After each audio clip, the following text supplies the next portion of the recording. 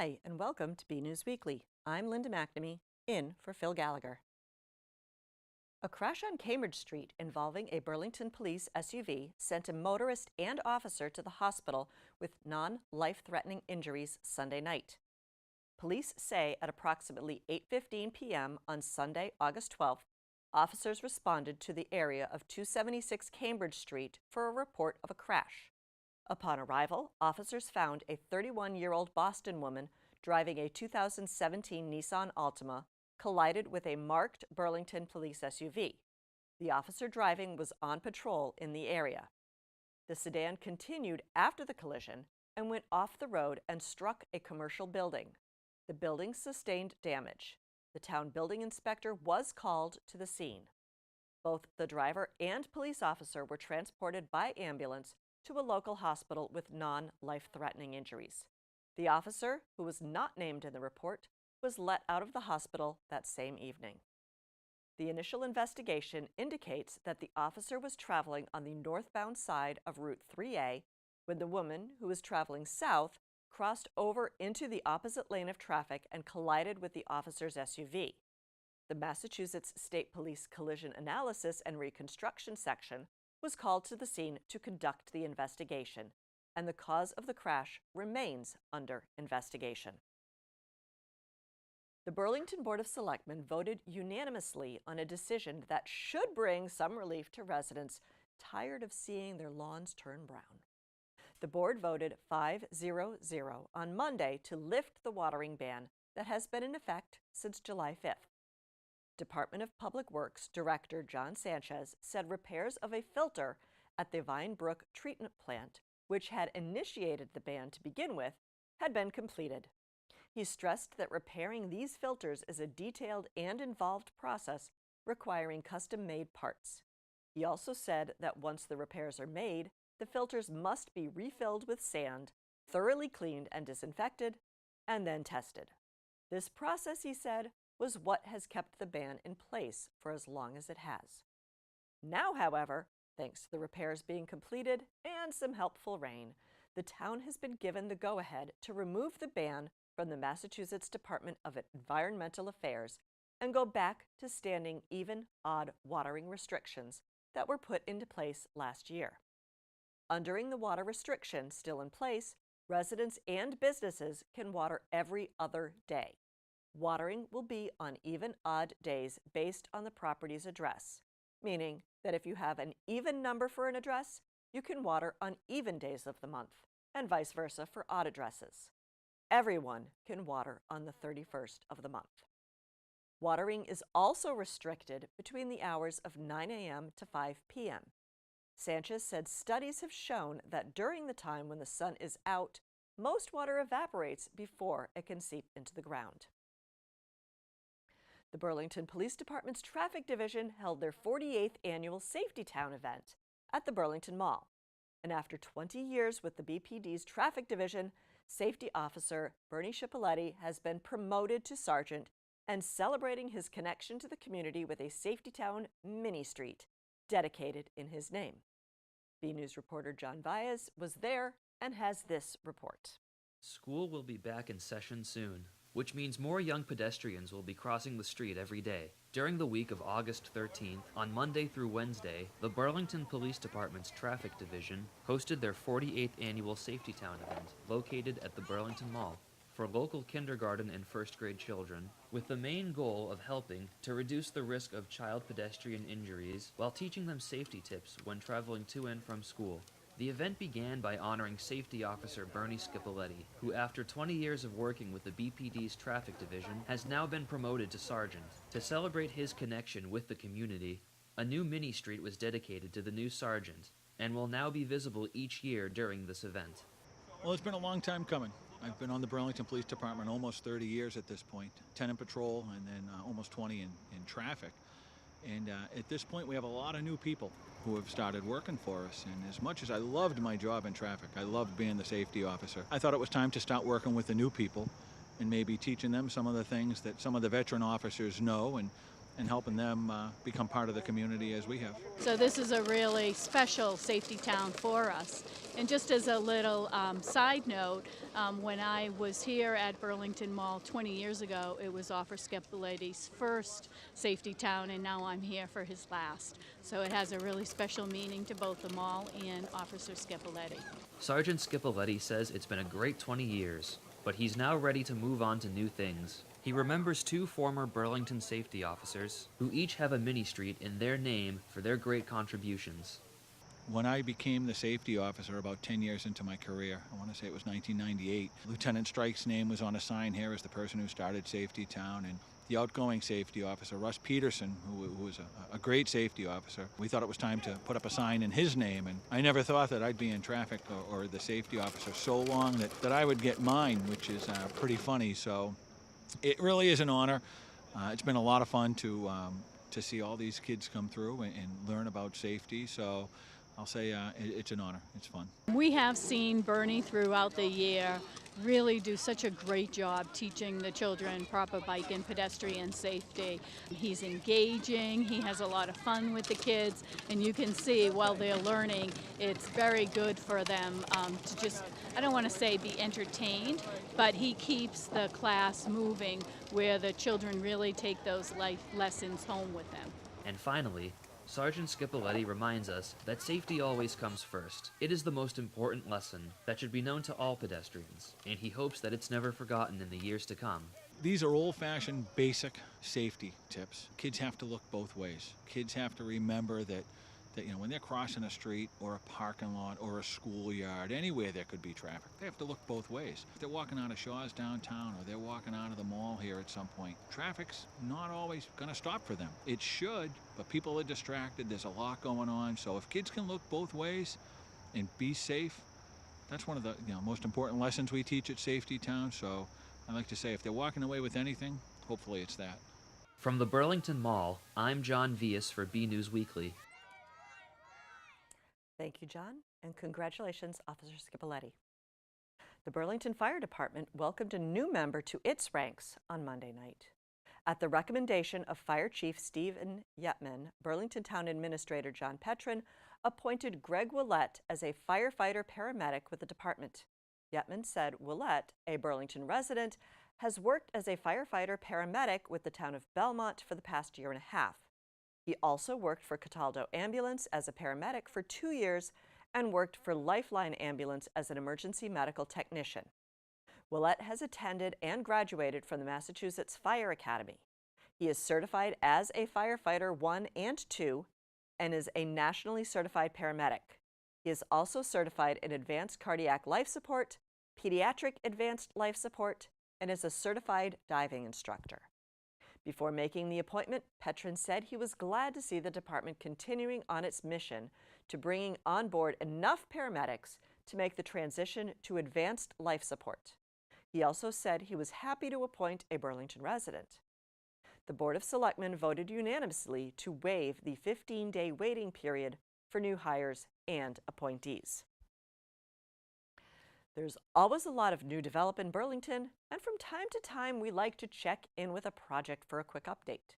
This week, BNews reporter Robert Paris went to the district to see what's new and what's in the works. He has The this place report. where employees work, community residents shop and dine, has grown a little bit bigger. This week I went down to the district for an update on what has occurred over the past year and what is in store for the future. So we currently have on site now 5 new dining destinations: Tuscan Kitchen, Tavern in the Square, Black and Blue Steak and Crab, Island Creek Oyster Bar, and Pressed Cafe. Island Creek Oyster Bar opened last November, as well as Pressed Cafe. And Black and Blue Steak and Crab, the most recent of our restaurants, actually just opened 2 weeks ago, which we're really excited about.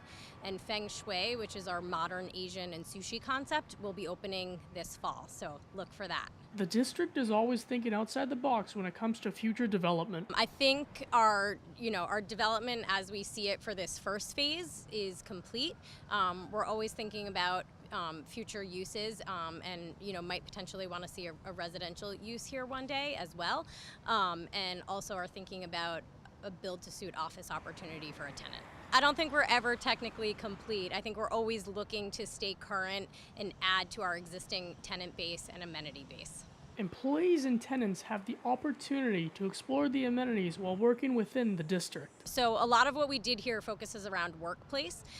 We have our own yoga studio for our employees. We have an awesome roof deck on Building 700, not to mention all the great restaurants we talked about, Press Cafe, Island Creek Oyster Bar, Black and Blue Steak and Crab.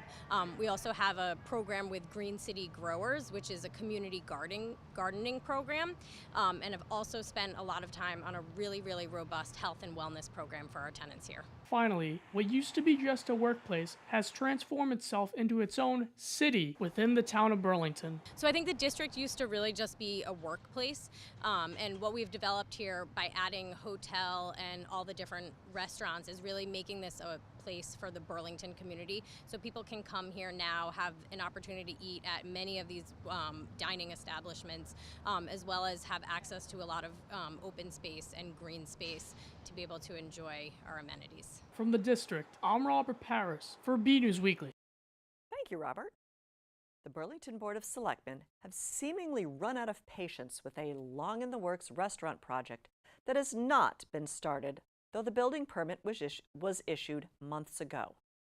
The board voted 5-0-0 to schedule a revocation hearing for the liquor license previously granted to Burlington Beer Works for their proposed restaurant in Crossroads Plaza at 34 Cambridge Street. The hearing will be on Monday, September 10th. This hearing had been a long time in the making. In December of 2017 and January of 2018, the Board of Selectmen held public hearings to consider revoking the liquor license previously granted to the business for what they said was an unnecessary delay. The project was first brought to the town in 2015, and after some changes and modifications to the plan, a building permit in February of this year. The liquor license transfer from Outback Steakhouse, which had the same location as the proposed Beer Works, was approved in November of 2015. On December 18th, attorney Paul Sporn, representing Joseph Slazar of Slazar Brothers, the owner of Beer Works, says that once a small issue with the planning board was cleared up and the building permit was granted, work would begin within 10 days. Though the permit was issued in February, it was never picked up from the building department and no work has been done at the site. Sporn said on Monday night that there had been many changes in the plaza since his client first proposed the restaurant location. Since that first proposal, Roach Brothers closed and Target announced its mini store. Busa Wine and Liquors and Bauer Hockey closed, and Total Wine and More began renovations of Bauer with plans of moving in. He argued that if Beer Works had opened earlier this year, it would likely be out of business by now due to all the work in the plaza. Sporn also said his client had been working with Eden's, the property group that owns the plaza, about transferring the liquor license to them for a new restaurant project still in the works. The attorney argued that it would be in the best interest of his client, Eden's, and the town to let the current negotiations conclude. He said his client and Eden's have been talking to a big entity representing a different restaurant that could take the place of Beer Works and fill the vacant location. He asked that the board hold off the hearing until October. They would have an update. Members of the board, however, decided to go ahead with the hearing. At a motion from Joe Morandi, who throughout this process had clearly expressed his displeasure with the situation, they voted unanimously to place the revocation hearing on September 10th meeting agenda. Burlington's largest retail location is looking to provide more places to toss one back. Representatives from Simon Property Group, owners of the Burlington Mall, were before the Burlington Board of Selectmen to request the placement of a town meeting warrant article to petition the state legislature for additional site-specific liquor and beer wine licenses for a planned redevelopment. As reported by BNews, the Planning Board recently approved a site plan for big changes at the former Sears and Sears Auto Center at the mall. The biggest change will be on the first floor of the Sears building. Rather than keeping it as a large single-use retail location, The plan calls for expanding the mall corridor into the existing space and creating numerous small retail and restaurant locations. Simon's property is also looking to demolish the auto center and create a 35,000 square foot building for small retail and restaurant locations. With a planned influx of new restaurants as part of the redevelopment, Simon property is now seeking new liquor licenses to have on hand for incoming eateries. Attorney Mark Vaughn of Reamer and Braunstein, representing Simon property, said in total the request is for 5 all-alcohol licenses and 4 beer wine licenses for a total of 9 new licenses. Vaughn argued these licenses were needed for the Burlington Mall to remain competitive against other large retail properties in the area. Members of the board expressed an interest in helping the mall remain competitive, but questioned the number of liquor licenses needed to meet that goal and the appropriateness of having so many in one location. Town Administrator John Petrin said the Burlington Mall currently has 3 all-alcohol licenses in use. There are also 2 licenses from the now-closed Bazzitos and Uno's Pizzeria that are currently still tied to those establishments. On top of that, the mall has 1 beer wine license and 3 locational licenses that were granted by special legislation in 2014 that have not been used. So in total, the mall currently has 9 licenses and is asking for an additional 9 to have a total of 18. Board Vice Chairman Bob Hogan, who is on the board's subcommittee for alcohol licenses, said he thought 9 additional licenses was too many for one location. Jonathan Murphy, an executive vice president with Simon Properties, said Market Street Linfield has 14 liquor licenses and North Shore Mall in Peabody has 18. He argued the new licenses were necessary to keep customers on the property for longer periods of time by offering them something besides shopping. Despite the arguments of the petitioners, board members said they needed to further discuss the exact number of licenses to put in the warrant article. The board voted to continue the matter to its next meeting. Renovation work at the Human Services Building has been ongoing for over a year now and is finally close to wrapping up. To check out the progress, BNEWS director Rich Hosford went to take a tour and has this look. There have been a lot of changes made in the Human Services Building. A renovation project that was started in May of last year is nearing completion. During the work, which was designed to update the building and give the senior center more space, the departments that used the building were shuffled around. Veterans Services and the Board of Health temporarily moved to the high school, and Youth and Family Services went to their new home at 33 Center Street. Once those offices on the second floor were completed, the Council on Aging temporarily moved upstairs while work on the first floor was completed. In the past couple of weeks, the COA and the Senior Center began moving into their renovated offices on the first floor, and Veterans Services and the Board of Health moved back in. It was a long process that at times tested the patience of those departments. It's been stressful. The work I think has gone as well as it could go, but I think people have been a little stressed out. We've had to move some classes next door to Grandview. Some things have just kind of dropped out completely, like bingo, and we haven't been able to bring that back yet.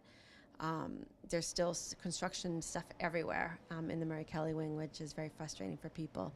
But there's nowhere else to put it at this point. And we are still unfortunately a construction zone. Despite the difficulties, McDonald said her staff stayed focused on their day-to-day work. My staff has been wonderful. If they're stressed about it, they're not really showing it. They've been really calm throughout the entire thing, and the seniors have been super supportive. Mostly I've been getting good feedback that they really like what they've seen as they come back in. One of the big changes is the main entranceway into the building, though this has also proved to be one of the headaches from the project. A new front entrance with a patio, walkway, and ramp was constructed. However, a problem was found once the ramp was in place. Unfortunately, the ramp ended up being too steep, and that had to be jackhammered up, which is what most people are seeing right now. They will be laying the ramp, and then when they do that, we'll be able to open up that front door. Once the new entryway is complete, it will provide better access and bring people to a new reception area to help them navigate the building. This will it'll have to be a main entrance. People will walk in, they'll be greeted. So whether they're going to Veterans or Board of Health or COA, the greeter or person at the front desk will be able to tell them where they need to go. Also, to help with navigation, the building is now color-coded. Green floors and walls indicate a visitor is in the senior center, and blue means they are either in Veteran Services or the Health Department. Easier navigation will be helpful, especially as some of the layout of the senior center has changed. So some things have been moved around. So we tried to double the fitness room space, and so that's actually 2 separate rooms. We'll have a cardio room and a weight room, which will be some curves equipment. The game room will remain the same, but we also have the addition of 2 conference rooms. So one upstairs and one downstairs. And the leisure room library area will remain the same as well. Finally, perhaps the most important change is the level of privacy the Council on Aging can now offer Burlington seniors as they conduct important business. It's much better. So we have the 2 conference rooms, which if you really need to get away from everybody, you can take your client over into one of those rooms. But we had someone who was a little bit loud a couple days ago, and I did notice that it wasn't quite as loud. You couldn't hear things quite as well. And I kind of ticked my ear to see how that was going to sound, and it wasn't as bad as it was. So all of the social workers and myself have bigger offices now, so that the sound isn't jumping outside the offices quite so easily. It's important because we have people coming to us with sensitive issues, and especially about their finances, and sometimes they're embarrassed, or it's just, it's nobody else's business. And so with the fact that many seniors don't hear well, and they tend to talk a little bit louder, we really did need to worry about what could be heard outside of our offices. At the Human Services Building, I'm BNEWS Director Rich Hosford. Thank you, Rich. There have been a lot of questions about the fate of Lester's Barbecue, and messages from the ownership haven't exactly cleared things up.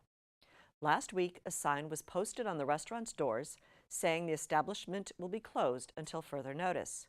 This was the 2nd time this year the restaurant closed suddenly. On June 26th, there was a seized sign on the door, but then Lester's was back open for business the following day. On the sign posted last week, there was an email address one could write for further information. On Monday, BNews emailed asking for an update and was provided this auto reply. We would like to thank everyone for their support and interest in Lester's Barbecue.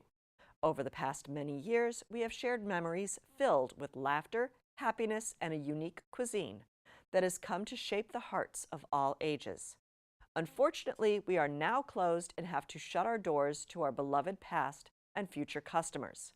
Still, we cherish all of our loving memories and experiences that were enjoyed with our passion for barbecue.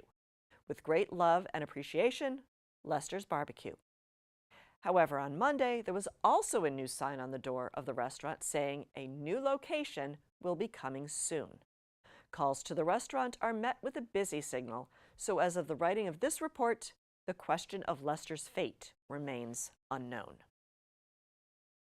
Grant money from a local philanthropist organization will be used to help combat the opioid epidemic that has been growing both nationwide and locally.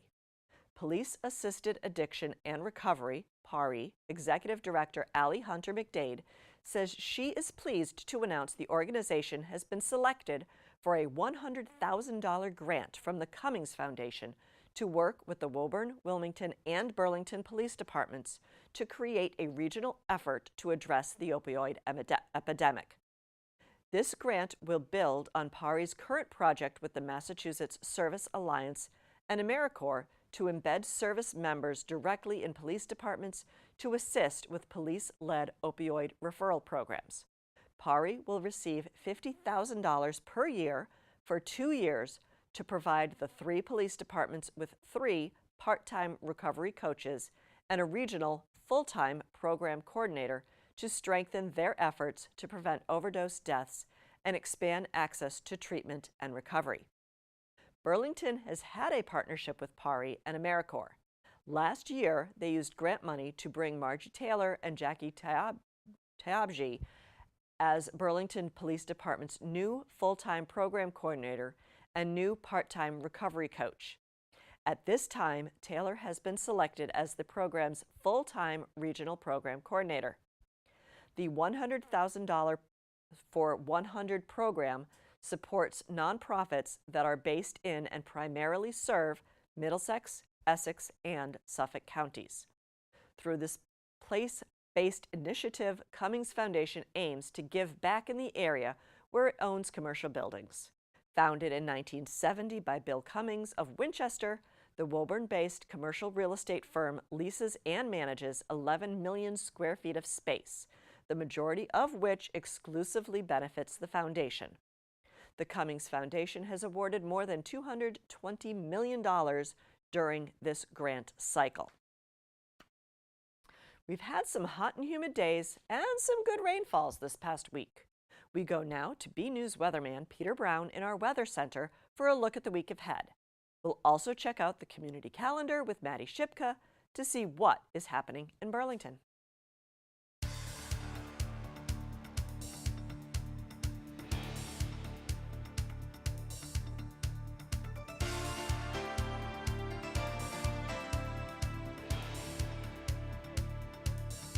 Well, hello everyone, and this is Peter Brown with a look at your weather for the next 7 days. Now, here we are. Can you believe it? We are in the midst of August. The time has certainly gone by quickly, that's for certain. And of course, starting out our period on Thursday, we're looking at temperatures that are going to be fairly similar to what we've been seeing in the past almost 6 or 7 weeks. Temperatures starting out well above average, very humid out there in the Burlington area. Temperatures, again, up in the upper 80s to maybe near 90. And if you're out at night, look at this, still the sultry temperatures only in the 70s. However, it's going to be nice to know if you're a fan of a little bit cooler weather, we're going to be much closer to our average temperatures as we get in towards the middle of our period and certainly towards the end. So if you're looking to beat the heat and get some of that really nasty weather out of here, we have some really nice weather coming up for you in the 7 days that we'll show you in a little bit. And of course, as we round out our period here at August 22nd, I know it's hard to believe that we are actually getting to the tail end of meteorological summer. That is something, that's for sure. But of course, we're going to see our average highs usually at that time of the year still around 80, so beautiful weather. And of course, as you notice, especially going home at night after work or getting up in the morning, you can definitely notice those days are definitely getting shorter. Now, as we go ahead, I'm going to look at a little bit about what's going to be going on with the weather for the next 7 days. And again, a little bit of a complex weather map, very similar to what we've been seeing over the past few weeks. However, you notice this stationary front that's been giving us all of the showers and heavy thunderstorms around the Burlington area. Looks like as we head towards Saturday and Sunday, that's going to start to get pushed a little bit to our south and west. And in fact, this high pressure center that's up over maritime Canada is going to start to push down into our area here in the form of what we call a backdoor cold front coming in towards the end of Friday and going to Saturday. So as we get into the weekend, we may see a couple of spotty showers on Saturday, but if you're rounding it out, you really need to get out there Saturday afternoon and getting out on Sunday in the Burlington area.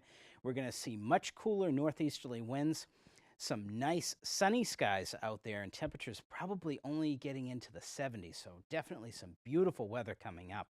And as we move ahead to the 7-day forecast, we're going to show you some of those great temperatures and conditions that are coming up.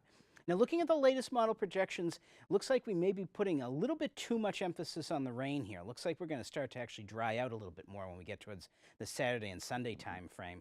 But again, starting on Thursday, we're still going to be in that real tropical feel here in the Burlington area. Temperatures way up in the 80s to near 90, and those sultry low temperatures only around 70. Whereas we get towards Friday, you're going to notice we may see some strong storms coming through, some heavy, heavy rain coming through as a cold front starts to move its way down through our area. And that's going to drop our temperatures by the time we get to Saturday. And in fact, looking at the latest models, looks like on Saturday and Sunday, these temperatures that we're expecting may be a little bit high that we have on here. And if you're heading into Boston at all for the weekend, you might have to bring a little bit longer sleeve shirt with you, because we may see temperatures just barely getting out of the 60s to near 70 with that strong onshore wind and so much drier air as opposed to what we've been seeing the past month or so. Now, as we get out into the Monday time frame, starting your week out again, we're going to see a return to some pretty dry conditions around there and really nice temperatures. Temperatures maybe just around 80, maybe a little bit cooler, of course, as you get towards the coast. But look at this at night. We're going to see temperatures getting down to the 50s, so you might be able to finally turn off that air conditioning, open up the windows. Now, rounding out our week on Wednesday again, we may see a little bit in terms of maybe some showers as that old stationary front tries to make its way back towards us again, and we may see a little ramp up in the humidity. But temperatures, again, fairly pleasant, only in the lower 80s. So everyone, get out there, enjoy the weather, and have a great week.